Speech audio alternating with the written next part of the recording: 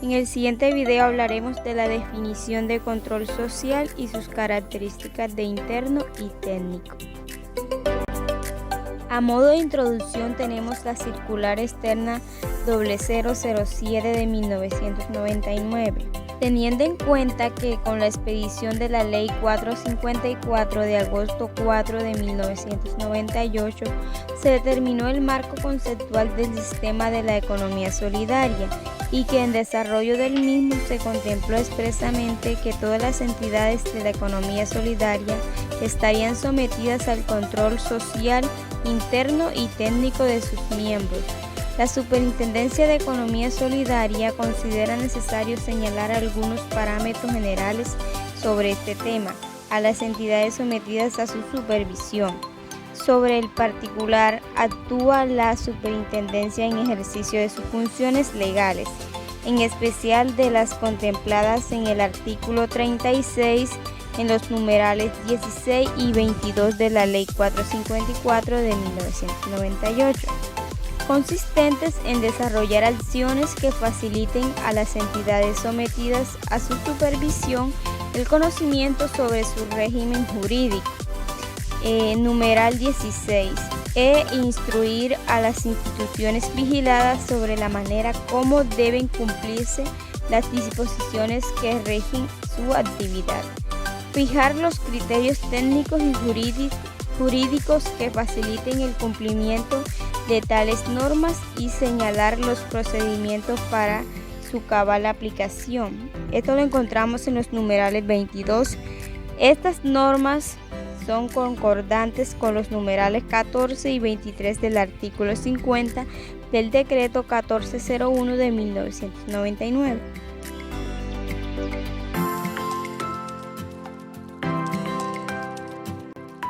Notas de vigilancia. Según lo dispuesto en el numeral 2 de la circular 3 de 2004, publicada en el Diario Oficial número 45529 del 24 de abril de 2004, teniendo en cuenta que la circular básica jurídica, circular externa número 007 de 2003, se expidió bajo la vigilancia del decreto 1401 de 1999, el cual fue derogado por el decreto 186 del 26 de enero de 2004. En el cuerpo de la misma, donde se menciona el decreto 1401, debe entenderse que hace referencia a las disposiciones equivalentes en el decreto 186.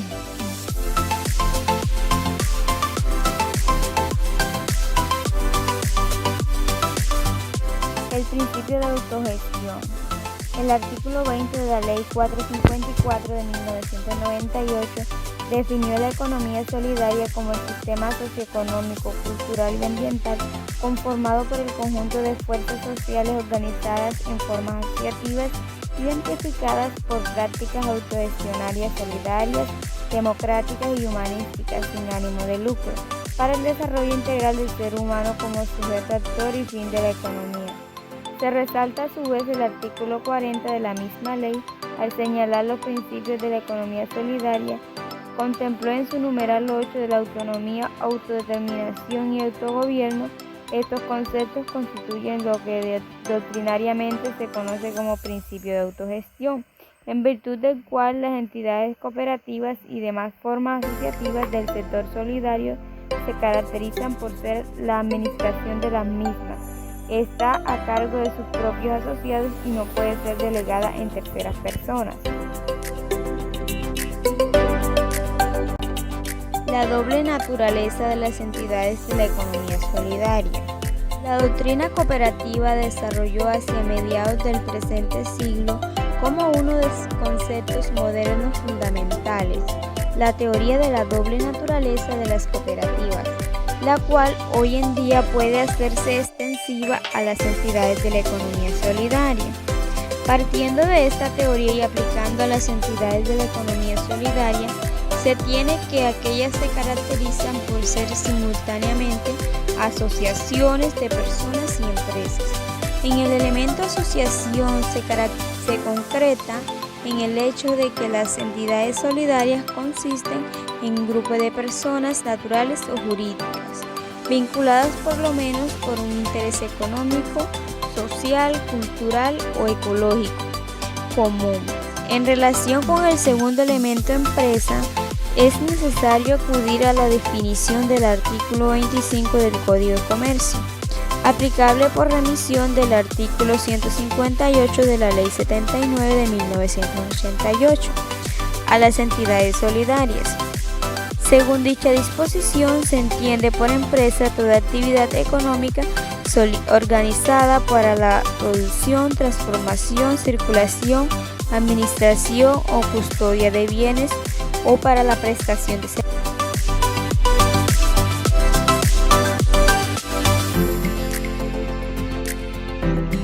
Esta actividad se realiza a través de uno o más establecimientos cooperativos o solidarios que son los equivalentes para el sector o los establecimientos comerciales de que trata el derecho mercantil.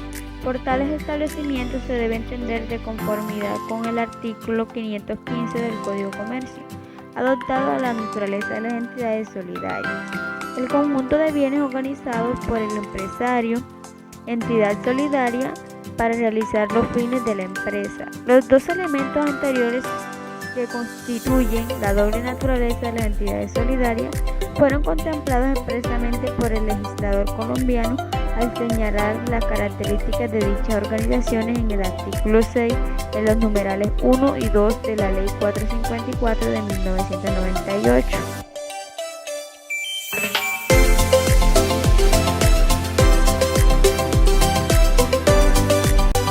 Son características de toda entidad solidaria. Primero, estar organizada como empresa que contemple en su objeto social el ejercicio de una actividad socioeconómica tendiente a satisfacer necesidades de sus asociados y en el desarrollo de obras de servicio comunitario.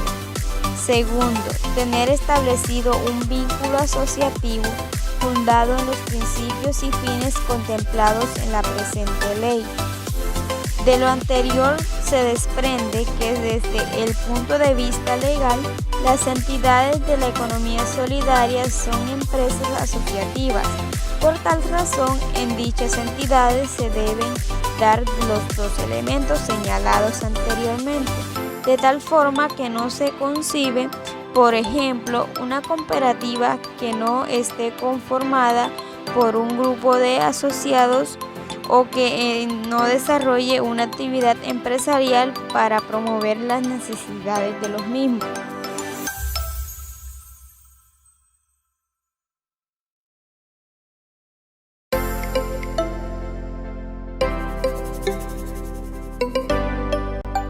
Según el artículo 70 de la Ley 454 de 1998, dispuso expresamente lo siguiente: las personas jurídicas sujetas a la presente ley estarán sometidas al control social interno y técnico de sus miembros, mediante las instancias que para el efecto se creen dentro de la respectiva estructura operativa, siguiendo los ordenamientos dispuestos por la ley y los estatutos, para salvaguardar los principios de la autogestión.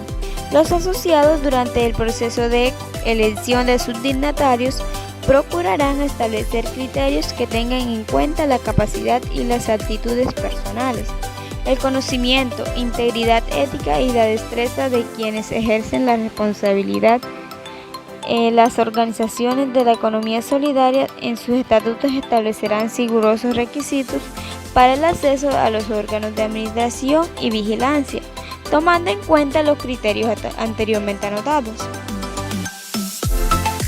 Toda vez que en la norma citada se empleen varios términos no definidos en la ley, como lo son de control social y sus características de ser interno y técnico, se hace necesario determinar a qué corresponde cada uno de estos conceptos, así como dar unas pautas generales sobre la forma de interpretar y aplicar lo preceptuado en dicha disposición por las entidades vigiladas.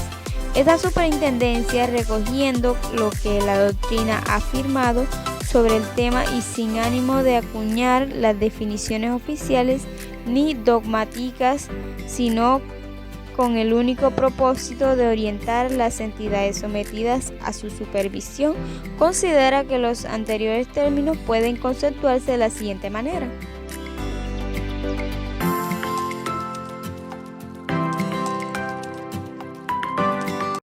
Definición de control social.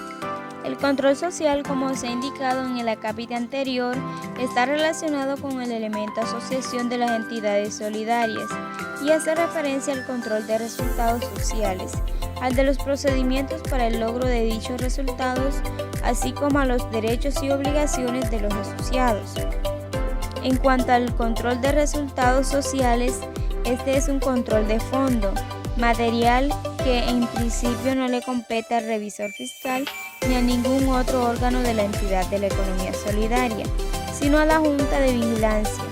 En caso de las cooperativas o el órgano que haga sus veces en las demás entidades, como quiera que las entidades de la economía solidaria están conformadas por un grupo de asociados unidos por un interés económico, social, cultural o ecológico común, es necesario que los asociados mismos, a través de un órgano interno que los represente, o sea la Junta de Vigilancia u otro órgano semejante, fiscalicen si están o no satisfaciendo esas necesidades económicas, sociales, culturales o ecológicas para las cuales constituyeron la entidad solidaria o se asociaron a ella posteriormente, es decir, si están cumpliendo con el objeto para el cual se constituyó la entidad.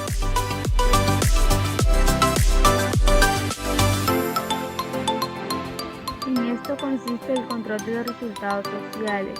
En cuanto al control de los procedimientos para lograr los resultados propuestos, mediante este segundo aspecto se pretende verificar que dichos resultados sociales se obtengan respetando la ley, los estatutos y los reglamentos, así como los principios, valores y características y fines de las entidades de la economía solidaria.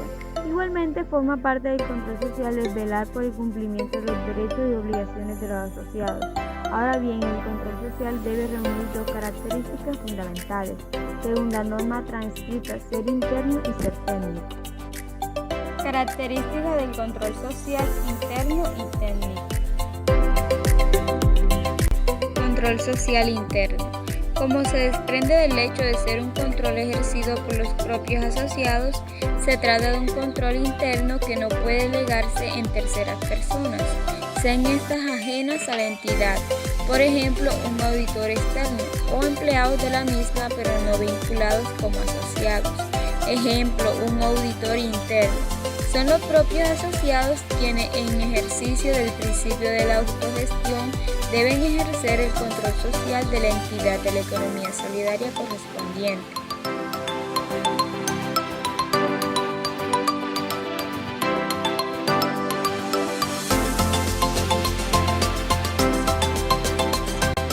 Control social técnico. El control social interno, no obstante estar en manos de los propios asociados, no puede ser un control que no revista características técnicas.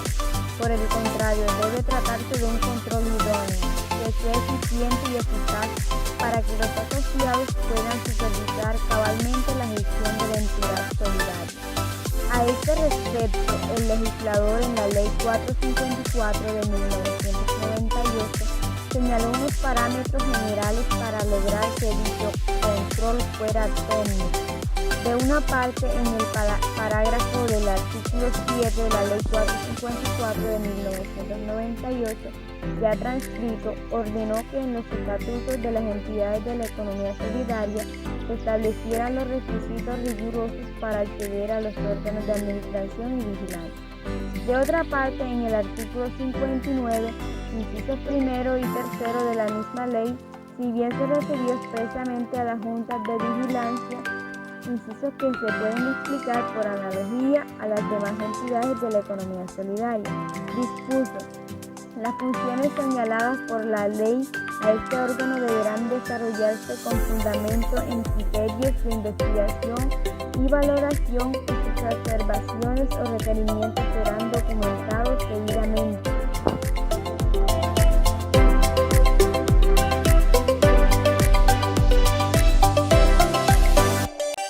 En el ejercicio de las funciones asignadas por la ley a las juntas de vigilancia se referirá únicamente al control social y no deberá desarrollarse sobre materias que correspondan a las de competencia de los órganos de administración, inciso tercero.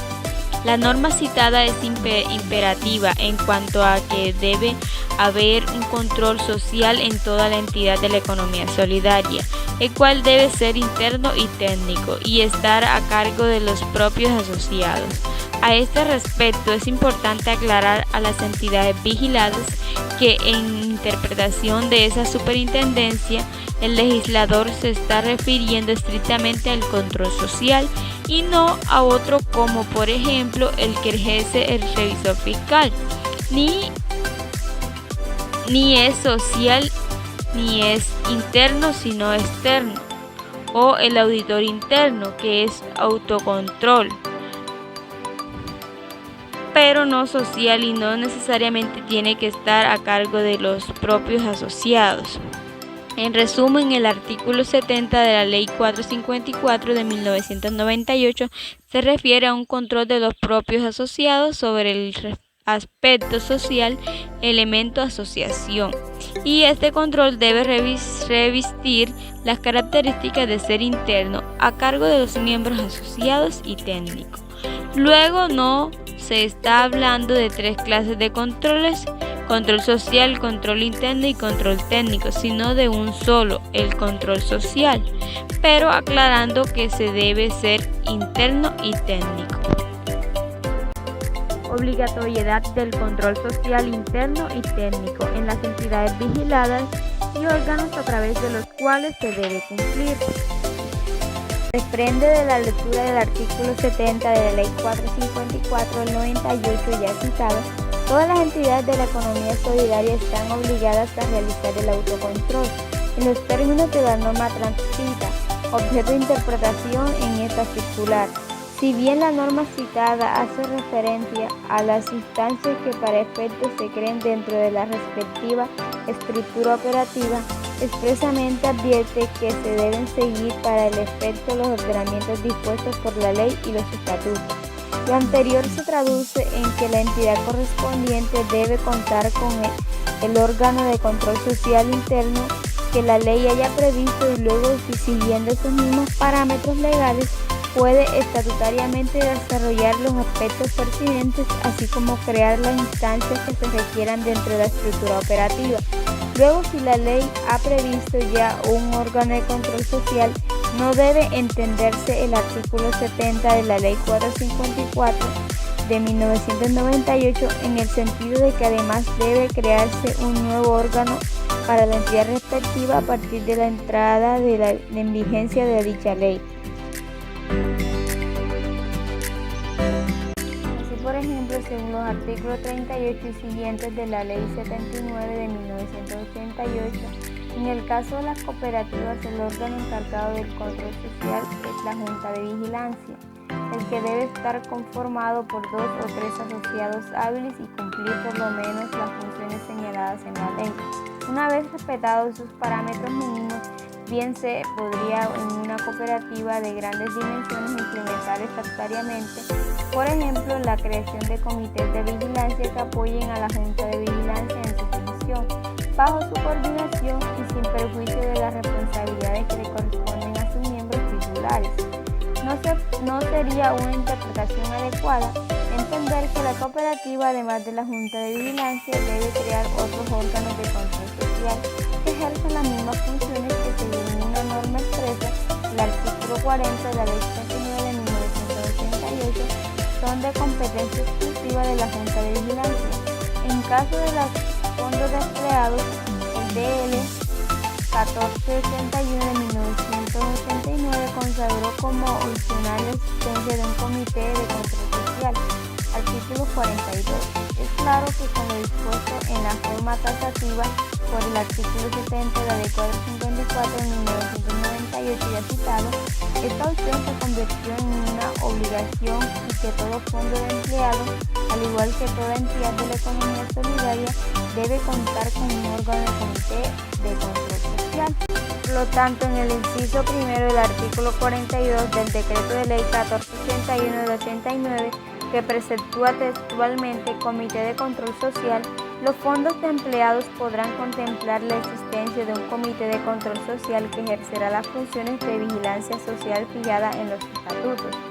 En defecto o como complemento de estas se aplicarán las establecidas en la legislación cooperativa para las juntas de vigilancia. Debe interpretarse en sentido de que ya no es facultativo sino obligatorio contar con dicho Comité de Control Social. En consecuencia, en criterio de esta superintendencia, el artículo 42 del Decreto de Ley 1481 de 1989 debe entenderse de la siguiente manera. Comité de Control Social. Los fondos de empleados deberán contemplar la existencia de un Comité de Control Social que ejercerá las funciones de vigilancia social fijadas en los estatutos. En defecto o como complemento de estas se aplicarán las establecidas en la legislación cooperativa para las juntas de vigilancia. El segundo inciso del mismo artículo sigue teniendo validez cuando preceptúa que el número de integrantes, su periodo y sistema de elección serán previstos en los estatutos. Si no se previese sobre este aspecto, se aplicará el sistema del cociente electoral previa inscripción de planchas. No sobra finalmente recordar que en el caso de las precooperativas, el órgano de control social interno es el Comité de Vigilancia. En las asociaciones mutuales, la Junta de Control Social, y en las empresas de servicio, en las formas de administraciones públicas cooperativas, la Junta de Vigilancia. En las demás entidades que reúnan las características señaladas en la Ley 454 de 1998 para formar parte del sistema de la economía solidaria y que no cuenten con una norma legal especial, se debe contemplar en los estatutos un órgano de control social interno y técnico.